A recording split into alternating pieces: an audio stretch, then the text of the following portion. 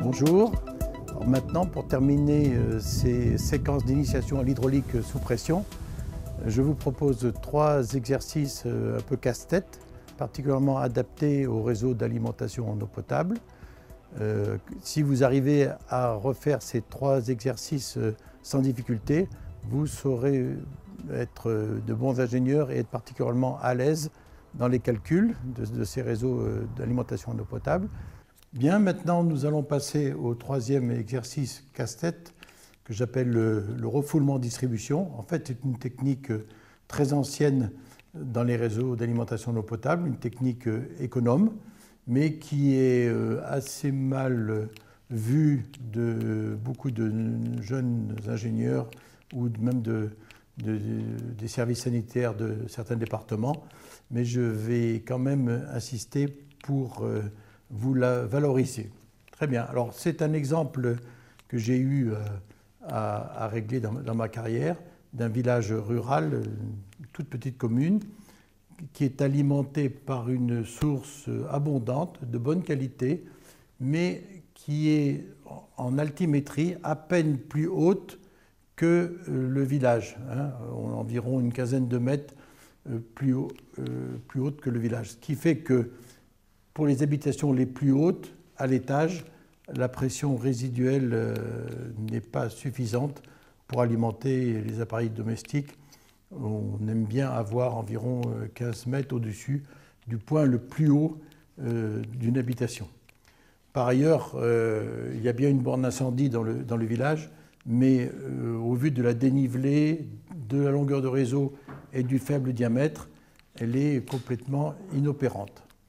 Par ailleurs, dans cette même commune se trouve un village isolé qui a sa propre source. Or, du fait de contamination fréquente par le bétail qui pâture autour de la source et de l'impossibilité de protéger sérieusement cette source qui est très vulnérable, il faut l'abandonner.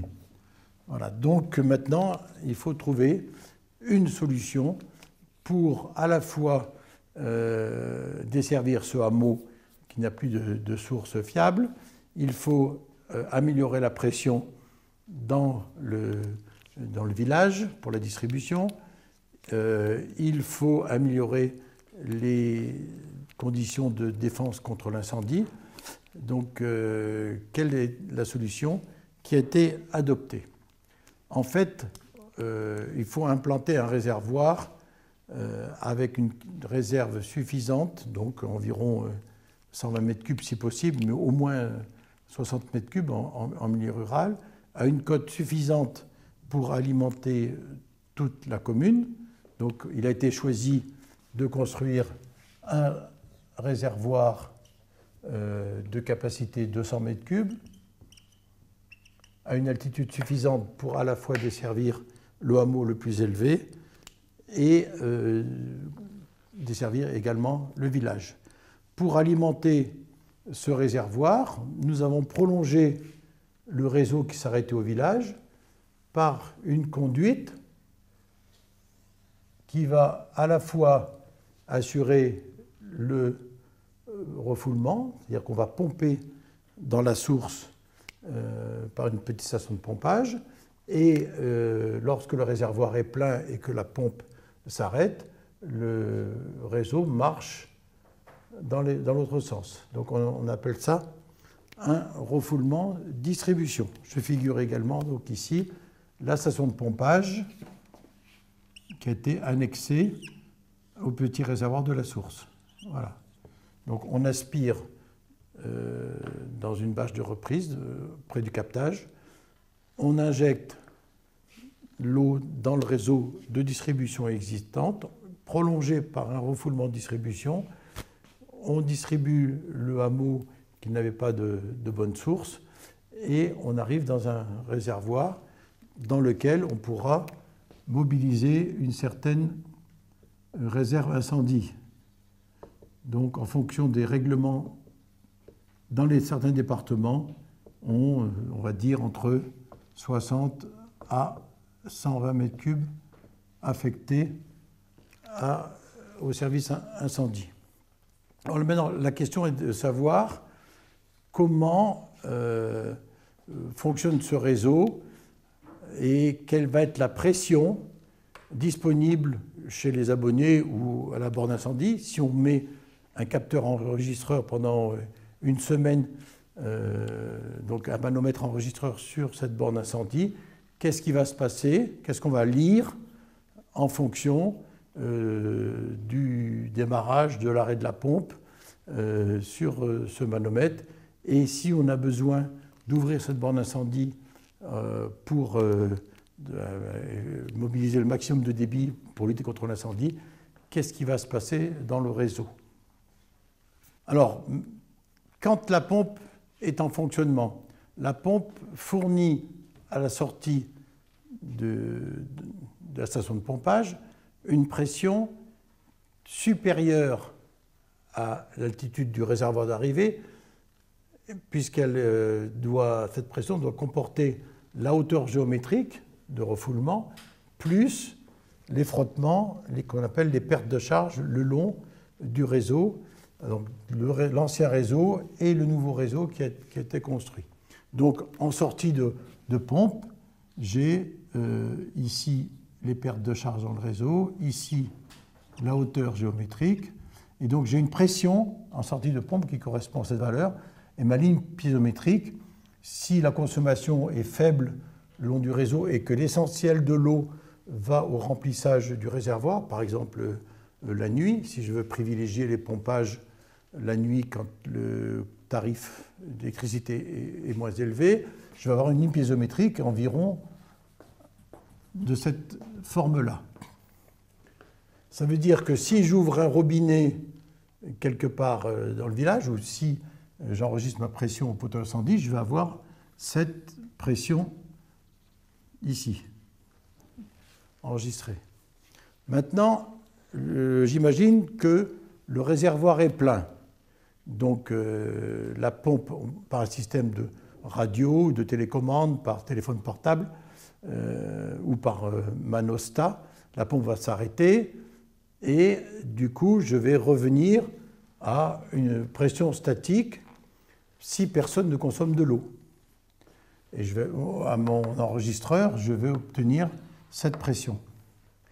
Si maintenant je suis aux heures de pointe de consommation dans mon village, donc je vais avoir un débit qui va être appelé et qui va être libéré par le réservoir. Donc un débit dans ce sens-là qui va générer des frottements dans les canalisations, la viscosité de l'eau font que je vais avoir des pertes de charge et ma pression, ma ligne piézométrique va être de ce style-là. On va avoir une ligne piézométrique de cette forme-là. Et du coup, ma pression dans le réseau va baisser. En fait, ce qu'on voit, c'est que le refoulement distribution, beaucoup de gens le dénigrent parce que la pression de distribution va varier entre deux valeurs extrêmes quand la pompe est en service ou quand ce sont les heures de pointe de consommation. Il suffit que ces valeurs maximum soient compatibles avec les installations de branchement, avec l'état des canalisations, pour que ça marche. En fait, c'est un système très simple en investissement, avec un inconvénient, c'est au niveau des comptages. S'il est facile d'enregistrer les volumes qui sont produits, c'est moins facile de savoir, quand la pompe tourne, si une partie part en distribution et quelle est la partie qui va aller au réservoir.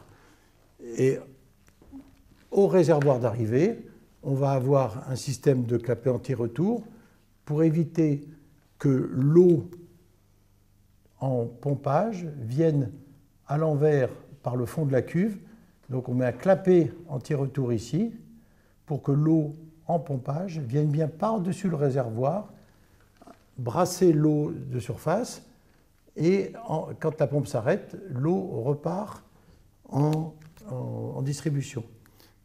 Alors, on met également un compteur sur la distribution, mais quand la pompe tourne, ce compteur ne peut pas tourner parce que la pompe va donner une pression supérieure et empêcher le compteur de tourner dans le sens d'écoulement. Donc il y a une petite difficulté au niveau de l'interprétation des index de compteurs enregistrés. Il faut faire un peu attention. Et quand on fait de la recherche de fuite, on arrête la pompe pendant toute une nuit pour bien contrôler. Mais ça permet quand même d'avoir de sacrées économies d'investissement. Il ne faut pas avoir peur d'utiliser ce système pour réutiliser au mieux les installations existantes et ne pas forcément tout refaire à neuf avec des doubles conduites, avec des branchements à reprendre, avec des réservoirs surdimensionnés, et ainsi de suite. Voilà. Mais bon. Alors, un dernier petit casse-tête, toujours sur cet exemple de refoulement distribution. J'imagine que là, les pompiers sont en intervention et que la borne incendie est ouverte au maximum. Et la question piège, c'est de savoir comment fonctionne le réseau. Si la pression dans le réseau baisse et qu'un manostat est l'organe de commande du remplissage du réservoir, le manostat va enregistrer aussi une baisse de pression ici, puisqu'il va y avoir un gros débit appelé. Et si il enregistre une baisse de pression, le manostat qui est là, la pompe va démarrer et amener de l'eau ici vers la borne d'incendie, en complément du débit qui vient de la borne d'incendie. Donc on peut très bien avoir à l'ouverture maximale de la borne d'incendie, alors c'est à modéliser et à calculer finement en fonction des longueurs, des diamètres des deux tronçons, mais on pourrait très bien imaginer une ligne piézométrique de ce style-là entre le réservoir et la borne incendie, alors peut-être même carrément une ligne extrême à ouverture à gueule B maximale, hein. Et puis une ligne piézométrique aussi de ce style, c'est-à-dire que la pompe, elle refoule et elle fournit un certain débit de là jusque là. Alors le piège, c'est que la hauteur géométrique de la pompe est négative. Au lieu d'avoir une hauteur géométrique qu'on avait calculée pour le fonctionnement normal, on a une hauteur géométrique négative. Ça veut dire que au lieu de fonctionner à une certaine hauteur géométrique qu'on avait calculée juste avant, avec un certain débit, en fait, la pompe va fonctionner à une hauteur négative. On va arriver plus bas que la cote d'aspiration. Et du coup, au lieu d'avoir cette hauteur-là, on va être quelque part par là. Donc vous imaginez que les conseils que je vous ai donnés dans les exercices précédents, de ne pas utiliser une pompe dans cette zone où il y a un risque de cavitation. Si vous avez une hauteur géométrique négative, il est quasiment sûr que votre pompe va se mettre à caviter. Donc il faut un système de sécurité qui coupe la pompe pour éviter qu'elle refoule un peu, je dirais presque dans le vide, avec une hauteur géométrique négative. Voilà ce qu'on appelle un refoulement descendant. Mais là, on risque fortement de tomber sur des points de cavitation et de fragiliser la pompe. Et ça ne durera que quelques minutes ou une heure, peut-être le temps d'intervention des pompiers, mais c'est quand même quelque chose à prendre en compte, peut-être avec un équipement électromécanique, un capteur qui enregistre cette pression insuffisante et qui fait éviter à la pompe de démarrer dans des très mauvaises conditions hydrauliques. Voilà.